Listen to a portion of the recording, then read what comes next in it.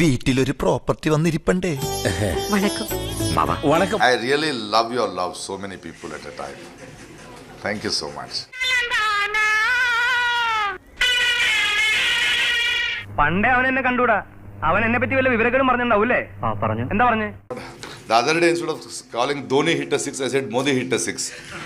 Yes, he has become my chellam inside my brain. ഇനി അവിടെ നിന്ന് വേറെ യുദ്ധം നടക്കൂ. ഇറ്റാലി ഓരോന്നിനെ പീഡിയയിൽ നിർത്തരുത് കേട്ടോ. ഇവനെ ഇവിടുന്ന് പറഞ്ഞു വിടാൻ സാമി ഇത്തിരി കഷായം കുടിക്കേണ്ടി വരും. ഓ, You know, by mistake it comes a Freudian slip, no? No, parada, Modi eppadi adichan parada. Sorry, Dhoni.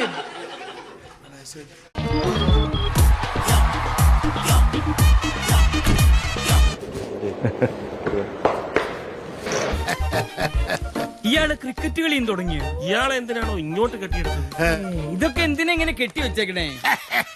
ആർക്കെങ്കിലും കാല് തല്ലിയൊടിക്കണം തോന്നിയാൽ ഇതിലിട്ടടിക്കാമോ? Then I sometimes wonder, you know, in this election if he goes, what will I do? I'll become jobless.